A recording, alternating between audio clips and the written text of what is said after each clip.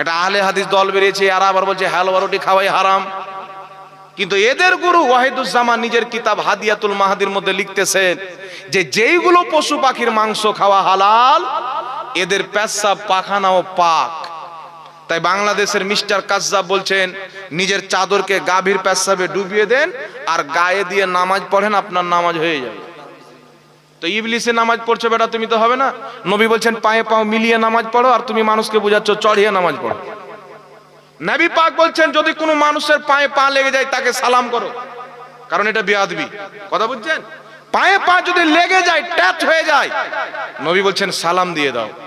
আর এ মৌলবীকে নবী পাক বলছেন যে পায়ে পা মিলিয়ে নামাজ পড়ো। মিলিয়ে মানে কি বাবা? মিলিয়ে মানে মৌলবী সাহেবের পাও থাকবে ভাগবান গোলা, আমার পাও যেন রানীনগরে না থাকে, আমারও যেন ভাগবান গোলা থাকে, বরাবর হয়ে দাঁড়াও। আর এ বাটারা মানুষকে বোকা বানিয়ে বলছে চড়িয়ে দাও। বাপ থাকলেও ওর উপরে পাও চাপাও, খালা থাকলেও ওর উপরে পাও চাপাও। তো যেই কাজটা নামাজের বাইরে বেয়াদবি, নামাজের ভিতরে কি করে শরীয়ত হয়ে গেল? কথা বুঝতে পারছেন বাবা? নামাজের বাইরে যেই কাজটা বেয়াদবি, নামাজের ভিতরেও বেয়াদবি।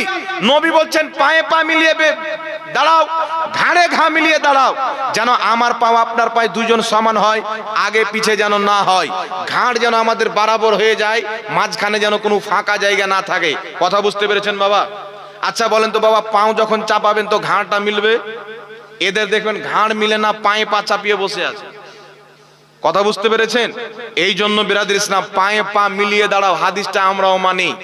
আপনার আমার সবারই পাও যেন বরাবর থাকে, করে দিল্লি তার করে হাওড়াতে যেন না থাকে, এটাই নবী বুঝিয়েছেন। আর এ বেটা মানুষকে বুঝাচ্ছে যে পায়ে পা চাপিয়ে দাও। চিন্তা করছেন? আপনার পাও যদি চলে যায় চলতে চলতে চলতে হরিহার পাড়া, তো ওর পাও চলে যাবে হরিহার পাড়া। বলছে পায়ে পাও কেন চাপাচ্ছ? বলছে শয়তান যেন না ঢুকতে পারে। তো তোর তো 16 মোজারাতে নিচ দিয়ে ঢুকে যাবে,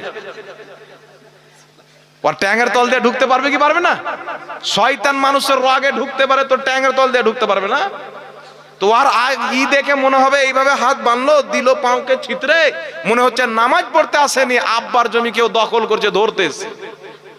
তো এরকম বেহায়া নামাজি হতে হবে না। আবার একটা নামাজি বেরিয়েছে লামাজাবিদের মধ্যে, প্যান্ট পরে আছে দুটা ঠেকনুর উপরে, নামাজ পড়ছে, উপরকার প্যান্টটাকে নিচে করে দিল, টাকনু ঢেকে দিল, নামাজ পড়ে নিল।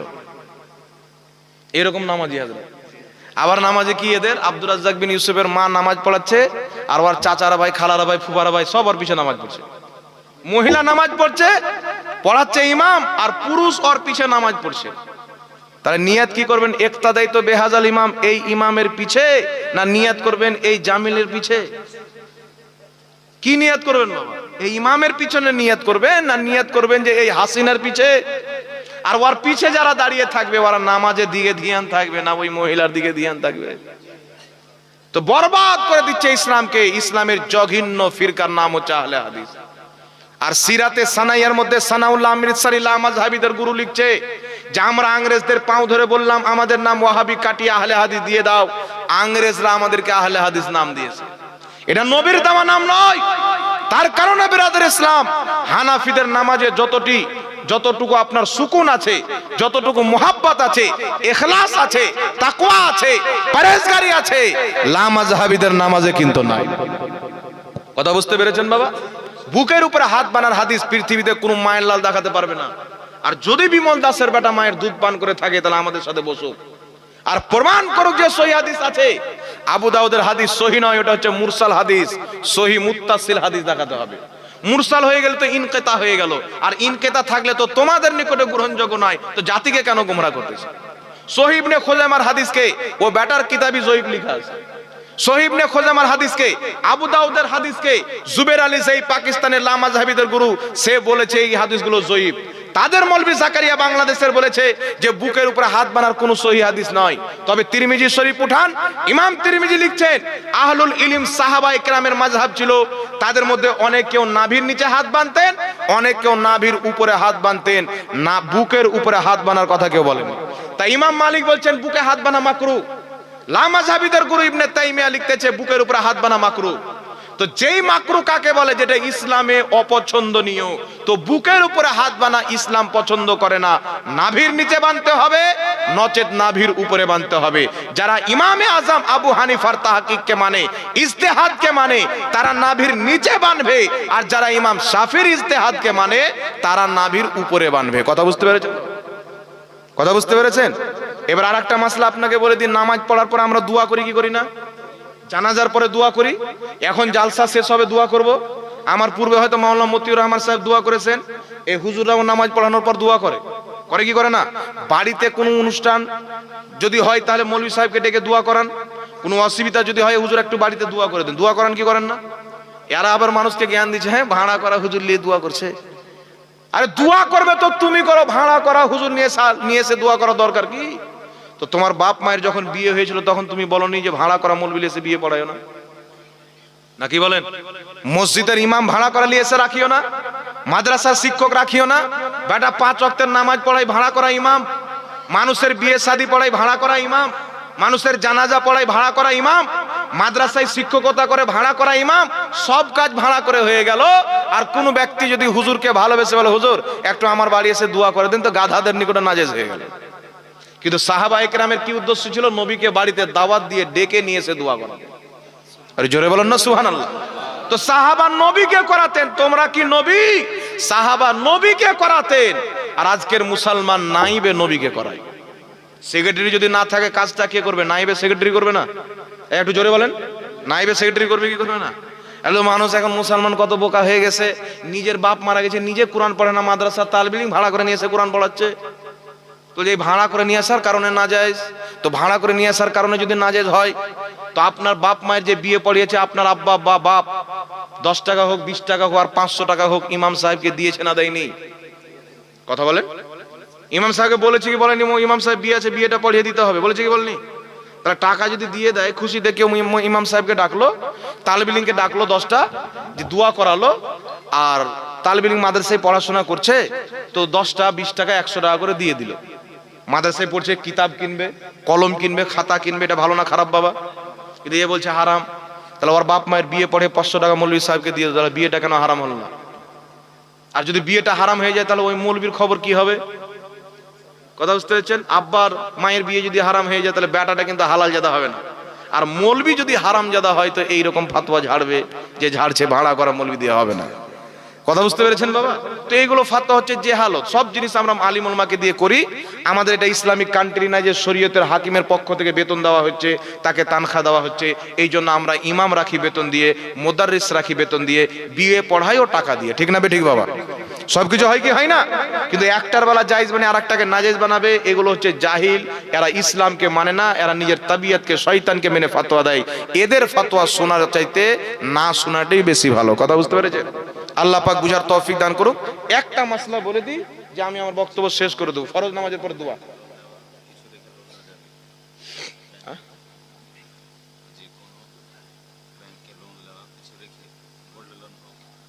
দেখেন, এই লোন সম্পর্কে অনেক জানতে হবে। এই বিষয়ে আমার ডিটেলস জানা নাই, আমি না জেনে ফাতোয়া দেবো না।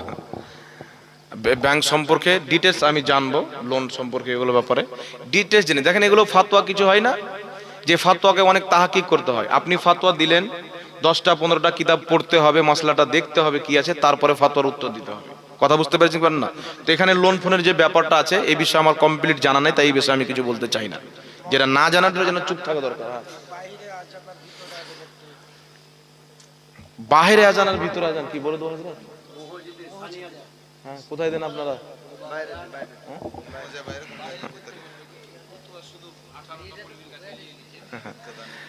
দেখেন ব্রাদার ইসলাম, যে সানি আজান হয় আবু দাউদ শরীফের মধ্যে সহিহ হাদিস, নবী পাক সাল্লাল্লাহু আলাইহি সাল্লামের জামানায়, আবু বকর সিদ্দিকের জামানায়, উমরে ফারুকের জামানায় মসজিদের সামনে, ইমামের সামনে মসজিদের দরজাতে আজান দেওয়া হতো, যেটাকে আমরা খুতবার আজান বলি।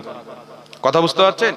এই জন্য ফুকাহায়ে কেরাম ফাতাওয়া কাজী খার মধ্যে লেখা আছে, লা ইউআযযিনু ফিল মসজিদ, মসজিদের মধ্যে কোনো আজান দেওয়া চলবে না, আজান দিতে হবে বাইরে। ইমাম ইবনুল হাজ রাহমাতুল্লাহ আলাইহি আল মুদখাল কিতাবের মধ্যে আজান দেওয়ার 3টি স্থান বয়ান করেছেন। একটি ছাদের উপরে বা একটি মেম্বারে বা একটি হচ্ছে আপনার মসজিদের দরজাতে।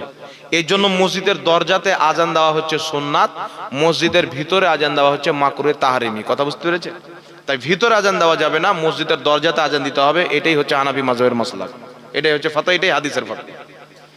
আর একটা কথা বলবো বলেছিলাম, লাস্টে একটা কথা বলে দিই যে বক্তব্য শেষ করে দেবো। মাসলা হচ্ছে আমরা ফরজ নামাজের পরে দোয়া করি বাবা, এই কথা বলেন, দোয়া করি। আপনাদের জলঙ্গিতে একটা বিমল দাসের বেটা বেরিয়েছে, আপনারা হয়তো অনেক দেখে হবেন। এ চালাচ্ছিল কম্পিউটার, তো এ দেখছে যে কম্পিউটার চালাতে সংসার করে খাওয়া যাবে না, বাড়িওয়ালিটা থাকবে না। তো বাংলা বইটই পড়ে দু চারটা ফাতোয়া দিতে শিখে না, উল্টা হোক পুল্টা হোক, তাহলে খুব ভালো চলবে, ইনকামটা ভালো হবে। তো ধর্ম ব্যবসা করার জন্য, ইসলামকে বিকৃত করার জন্য এ সেজে গেল মৌলবি। মৌলবি সাজার পরে বলছে যে প্রত্যেক নবী ইহুদি ছিল। মৌলবি সাজার পরে বলছে যে আপনার নবী পাক ফরজ নামাজের পরে দোয়া করেছেন, তবে হাত তুলে দোয়া করেননি। এত বড় মিথ্যা কথা কে বলতে পারে? অথচ তাদেরই বাপ আব্দুর রহমান মুবারকপুরি নিজের কিতাব তোহফাতুল আহওয়াজের মধ্যে সহিহ সনদে হাদিস নিয়েছেন, আমার নবী ফরজ নামাজে সালাম ফিরানোর পর মুক্তাদের দিকে চেহারা ঘুরিয়ে দুহাত উত্তোলন করে দোয়া করতেন। জোরে বলেন সুবহানাল্লাহ। এই মর্মে একটা নয়, দুটা নয়, এই মর্মে আমার জানা মতে 10টার চাইতে বেশি হাদিস আছেন যে আমার আপনার নবী সাল্লাল্লাহু আলাইহি সাল্লাম ফরজ নামাজের পরে দোয়া করতেন হাত তুলে। কথা বুঝতে পারছেন কি পারেন না বাবা? আর আমার নবী হাত তুলে দোয়া করবেন, সাহাবা বসে থাকবেন, এটা কোনোদিন হয়েছে? হয়নি। আরেকটা কথা, এই লামাযহাবীরা মানুষের সামনে প্রচার করেছেন যে সম্মিলিতভাবে দুয়াই ইসলামে নাই।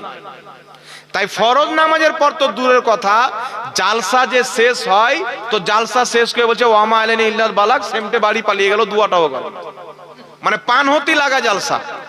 কথা বুঝতে পারছেন বাবা? সম্মিলিত দোয়া ইসলামের এটা একটি মূল হিস্সা। যদি কোনো ব্যক্তি বলে ইসলামে সম্মিলিত দোয়া নাই, ওই ব্যক্তি বিদাতি ব্যক্তি।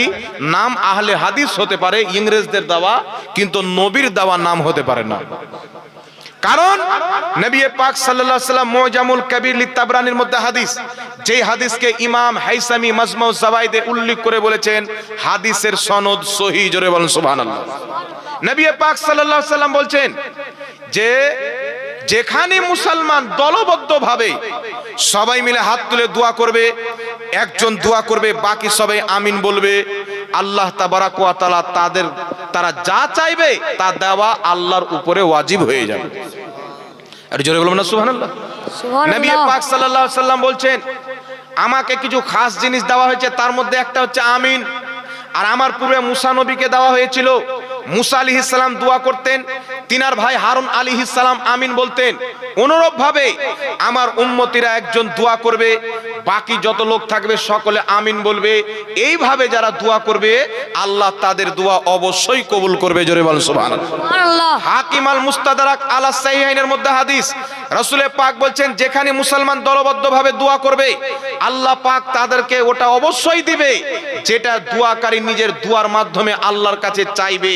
মাজমাউ জাওয়াইদের হাদিস, রাসূল পাক বলছেন সবাই মিলে হাত তুলে দোয়া করবে, একজন দোয়া করবে, বাকি সবাই আমিন বলবে, আল্লাহ পাক তাদের দোয়া কারেন্টের মতন কবুল করবে।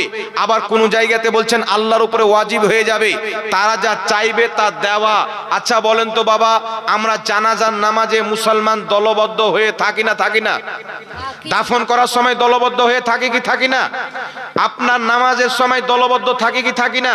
তো যেখানে মুসলমান দলবদ্ধ হবে, নবী পাকের আম হুকুম, নবী বলেননি এই জায়গা বাদ দিয়ে, এই জায়গা বাদ দিয়ে, নামাজের পর বাদ দিয়ে, জানাজার নামাজ পর বাদ দিয়ে, নবী মুস্তাফা আম হুকুম করেছেন যখনই যেখানে মুসলমান সবাই মিলে হাত তুলে দোয়া করবে, একজন দোয়া করবে, বাকি সবাই আমিন বলবে, আল্লাহ পাক তাদের দোয়া অবশ্যই কবুল করবে। সুতরাং নামাজে মুসলমান একত্রিত হয়, নামাজে ইমাম সাহেব দোয়া করবে, মুসাল্লিরা আমিন বলবে, নবী মুস্তাফার হুকুম পালন হবে। একটু জোরে বলতে হবে সুবহানাল্লাহ। জানাজার নামাজের হোক, জালসাতে হোক, যে কোনো জায়গাতে হোক, একজন দোয়া করবে, বাকি সবাই আমিন বলবে, নবী মুস্তাফার সুন্নাতে হুকুমে আমল হবে। জোরে বলেন সুবহানাল্লাহ। এখন প্রশ্ন হলো বিরাদর সাহেব, কেউ বলে নবী বলেছেন যেখানে মুসলমান দোয়া করবে, তো নবী কি বলেছেন যে ফরজ নামাজের পর করবে? তো তো নবী কি বলেছেন যে ফরজ নামাজের পর বাদ দিয়ে করবে? নবী পাক আম হুকুম করেছেন মুসলমান যেখানে জমা হবে সেখানে দলবদ্ধভাবে দোয়া করা যায়। কথা বুঝতে পেরেছেন বাবা? আর একটা কথা আপনাকে বলে দিন, নবী পাক সাল্লাল্লাহু আলাইহি ওয়াসাল্লাম জীবনে একবার আজান দিয়েছেন। কতবার আজান দিয়েছেন? জীবনে একবার আজান দিয়েছেন। তাহলে 5 বার আজান দেওয়া হিসাবে বিদাত হবে, কারণ নবী একবার দিয়েছেন। তো ওরা বলবে যে নবী দিয়েছেন একবার, কিন্তু হুকুম তো আছে 5 বারের। তো নবী পাক সাল্লাল্লাহু আলাইহি সাল্লাম যদি নাও করে থাকে সবাইকে নিয়ে ফরজ নামাজের পর দোয়া, সাহাবাও যদি না করে থাকে, আমার নবী হুকুম করেছেন যেখানে দলবদ্ধভাবে মুসলমান দোয়া করবে আল্লাহ তাদের দোয়া অবশ্যই কবুল করবে। তো নবীর হুকুমের উপর আমল করলেও এটা বিদাত হবে না। নবীর হুকুম মানা হচ্ছে ইবাদত। জোরে বলেন সুবহানাল্লাহ। সুবহানাল্লাহ। কথা বুঝতে পেরেছেন কি পারেননি বাবা? এইবার চলে আসেন আর একটা কথা বলে দিই, আমার আপনার নবী সাল্লাল্লাহু আলাইহি সাল্লাম জীবনে একবার হজ করেছে। কতবার হজ করেছে? একবার হজ করেছে। আর ওয়াহাবি মৌলবি ইসরায়েলের টাকা পেয়ে প্রত্যেক বছর হজ করে। আমেরিকার টাকা সৌদি আরবে জাকাতের পয়সা পাঠালো যে এই জাকাতের টাকা নিয়ে ভারতের মুসলমানদের সাহায্য করবে, কিন্তু এ বেটারা জাকাতের টাকা মসজিদে লাগানো না যায়, বেটারা মসজিদ বানায়। বানায় কি বানায় না? জাকাতের টাকায় মসজিদ বানায়, আর মসজিদে আসবে 20 লাখ টাকা, বেটা 10 লাখ টাকার মসজিদ বানাবে, আর এই 10 লাখ টাকা নিয়ে নিজের বাচ্চা কাচ্চাকে মৌলবি বানাবে। তাহলে জাকাতের টাকা হারাম টাকা নিয়ে যদি মৌলবি বানায়, তখন ওই মৌলবি বিমল দাসের বেটা হবে, ভালো মানুষের বেটা হবে না। কথা বুঝতে পেরেছেন বাবা? তো এই জাকাতের টাকা দিয়ে বারবার হজ করে, কিন্তু আমার আপনার নবী তো একবারই হজ করেছেন। তাহলে আমার আপনার নবী একবার হজ করেছেন, তো 2 বার হজ করা বিদআত। তখন বলবে হুজুর একবার হজ করেছেন নবী পাক ঠিকই আছেন, কিন্তু বারবার হজ করাটা এটা তো আদেশ তো আছে, নিষেধ তো নাই যে যতবার হজ করবে অত বেশি নাকি। কথা বুঝতে পেরেছেন? তো আমার আপনার নবী ফরজ নামাজের পর হাত তুলে দোয়া করেছেন। বলছে সবাই মিলে করেছেন কি করেননি? করেছেন কি করেননি বাদ দাও। নবী বলেছেন যেখানে মুসলমান দলবদ্ধভাবে সবাই মিলে হাত তুলে একজন দোয়া করবে, বাকি সবাই আমিন বলবে, আল্লাহ তাদের দোয়া কারেন্টের মতন কবুল করে নেবে। এখানেও নবীর হুকুম আছে। জোরে বলেন সুবহানাল্লাহ। সুবহানাল্লাহ। কথা বুঝতে পেরেছেন? আরেকটি হাদিস আপনাকে শুনিয়ে দিই। কিতাবটির নাম হলো আল বেদায়া ওয়ান নেহায়া। এই কিতাব প্রত্যেক আলিম জানেন এই কিতাবের ব্যাপারে। আল বেদায়া ওয়ান নেহায়া লামাযহাবিদের সবচাইতে বড় গুরু ইবনে তাইমিয়ার ছাত্র, যার নাম হচ্ছে ইমাম ইবনে কাসির, তিনি এই কিতাবের মধ্যে সনদ সহ হাদিস উল্লেখ করেছেন। নবী পাকের সাহাবী আলা বিন হাজরামি রাদিয়াল্লাহু তাআলা আনহু একটি জায়গা থেকে যুদ্ধ করে আসতেছিলেন। একটি ময়দানে রাত্রি হয়ে গেল, তিনারা ঘুমিয়ে পড়লেন। ফজরের টাইম হলো, জাগলেন নামাজের জন্য। জাগার পরে দেখছেন যেই সাওয়ারিতে চেপে গেছিলেন একটাও সাওয়ারি নাই। কোন সাওয়ারি কোন দিকে পালিয়ে গেছেন? তিনারা ফজরের আজান দিলেন। আজান দেওয়ার পরে নামাজে দাঁড়ালেন, নামাজ পড়লেন, জামাত করলেন। জামাতে সালাম ফেরানোর পর আলা বিন হাজরামি সঙ্গে সঙ্গে 2খানা হাত উত্তোলন করলেন। 2 হাত তুলে দোয়া করতে লেগেছেন। পিছনে যত সাহাবী ছিলেন প্রত্যেক সাহাবী আলা বিন হাজরামিকে দেখছেন হাত তুলে দোয়া করছেন, তারা সবাই হাত তুলে দোয়া করে আমিন আমিন করতে লাগলেন। আলা বিন হাজরামি ইমাম দোয়া করছেন, প্রত্যেক মুক্তাদি হাত তুলে আমিন আমিন করতে লাগলেন। শত শত সাহাবী মুক্তাদি হয়ে আমিন বলছেন, আলা বিন হাজরামি ইমাম হয়ে দোয়া করছেন। তাহলে আপনারা বলেন, কেউ যদি আজকে কোনো ইমাম নামাজে সালাম ফেরানোর পর 2 হাত তুলে দোয়া করে, মুসাল্লিরা হাত তুলে আমিন আমিন বলে, এটা বিদআত হবে না নবীর শত শত সাহাবীর সুন্নাত হবে? সুন্নাত হবে। এখন মৌলবি বলবে উনি তো শুধু ফজর নামাজের পর করেছিলেন, তোমরা 5 ওয়াক্তের নামাজের পর কেন করো? বেটা সাহাবা একবার ফরজ নামাজের পর করেছেন, বারবার করা ওটা ইসলামে জায়েজ হয়ে গেছে। কথা বুঝতে পেরেছেন? যেটা নবী বা সাহাবী একবার করেছেন ওটা বারবার করা ইসলামে জায়েজ হয়ে যায়, ওটা আর অবৈধ থাকে না। কথা বুঝতে পেরেছেন? কিন্তু যারা বলে ফরজ নামাজের পরে দোয়া করা যাবে না, ওরা হলো বিদাতি। কারণ সাহাবা করেছেন আর ওরা এটাকে বিদাত বলে। সাহাবার আমলকে যারা বিদাত বলবে ওর 14 গোষ্ঠী বিদাতি হবে। কথা বুঝতে পেরেছেন? তো বেটা নিজেই বিদাতি আর ফতোয়া মারা আমাদের উপর।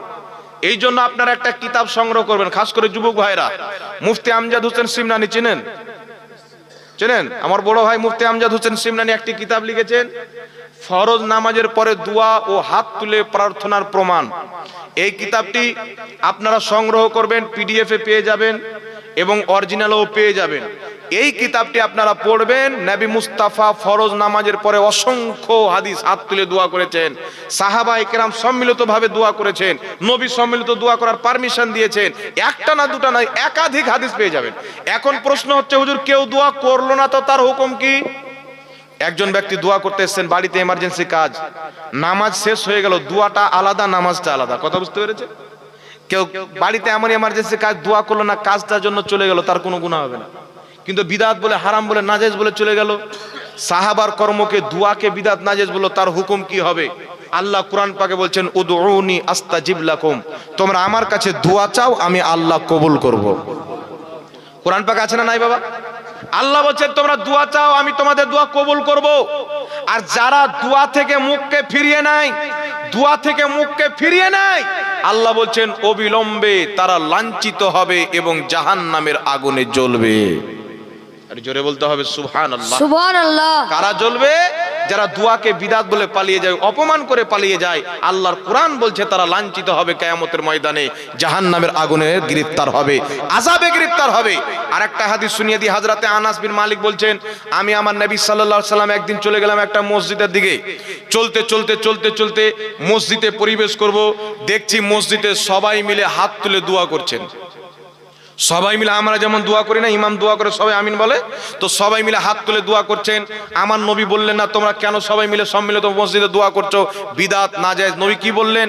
নবী বলছেন, আনাস আমি যা দেখতে পাচ্ছি তোমরা কি দেখতে পাচ্ছ? হযরত আনাস বলছেন, হুজুর কি দেখতে পাচ্ছেন?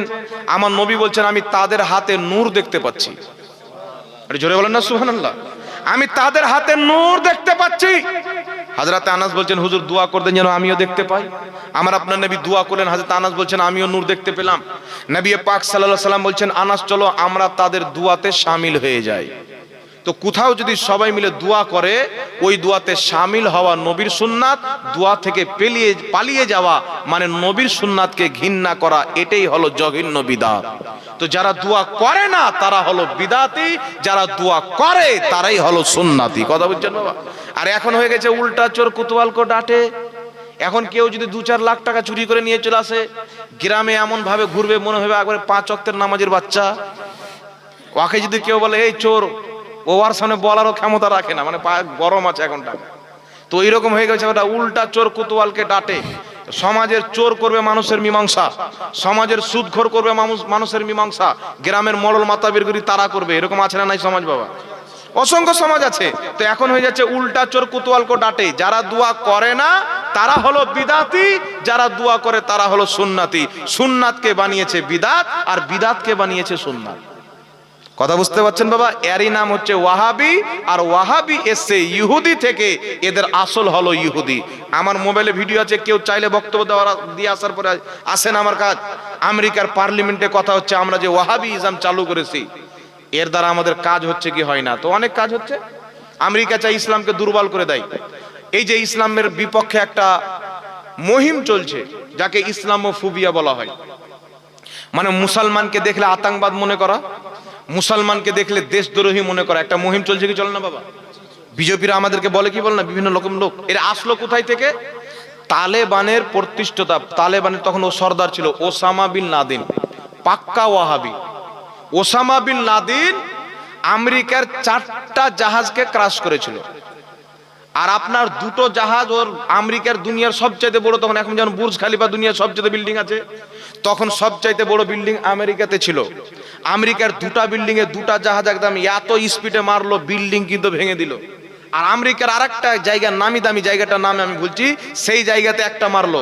আরেকটা জাহাজকে আমেরিকার ফাইটার জেট গিয়ে ওই জাহাজকে মাটিতে ধসিয়ে দিয়েছিল, না ও আবার কোনো বিল্ডিং এ মারত।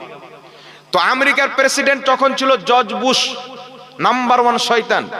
ওই জর্জ বুশ বলল যে এই যে কাজটা করেছে তালেবানের লিডার ওসামা বিন লাদেন করিয়েছে। আর যারা জাহাজ ক্রাশ করেছিল তারা সবাই ছিল মুসলিম নামের। এবার জর্জ বুশ কি করলো, নাম দিল ওসামার। ওসামা কিন্তু অস্বীকার করলো।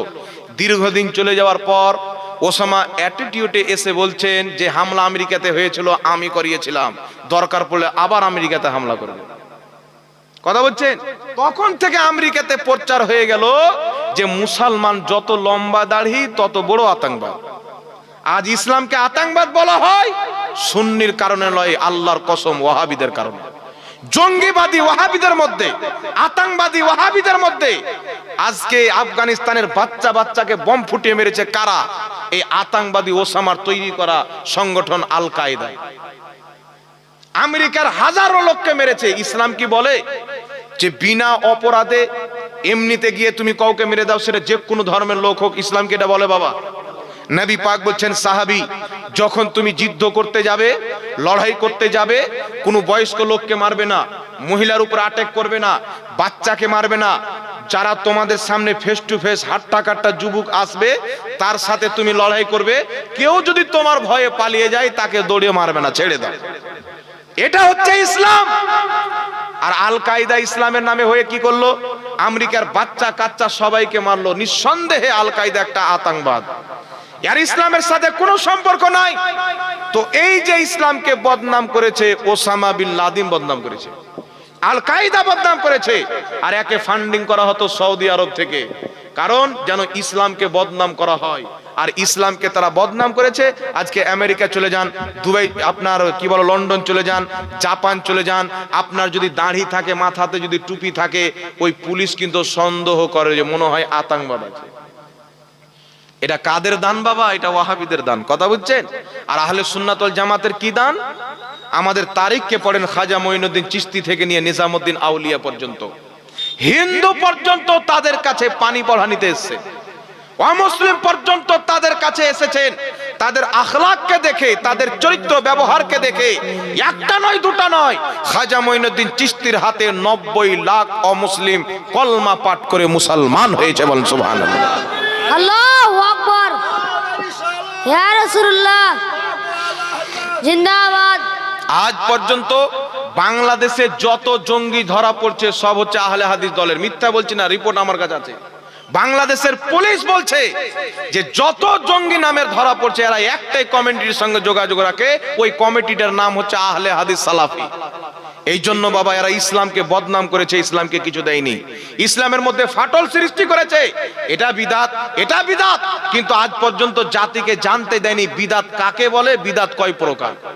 মানুষকে বোকা বানায় যে বিদাত বিদাত বিদাত গু গু, বিদাতের আবার কোন প্রকার হয়? বলে কি বল না বাবা?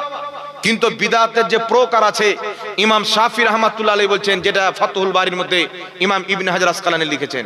ইমাম শাফি বলছেন, আল বিদআতু বিদআতান, আউয়াল বিদআতে মামদুহা, তানি বিদআতে মাজমুমা।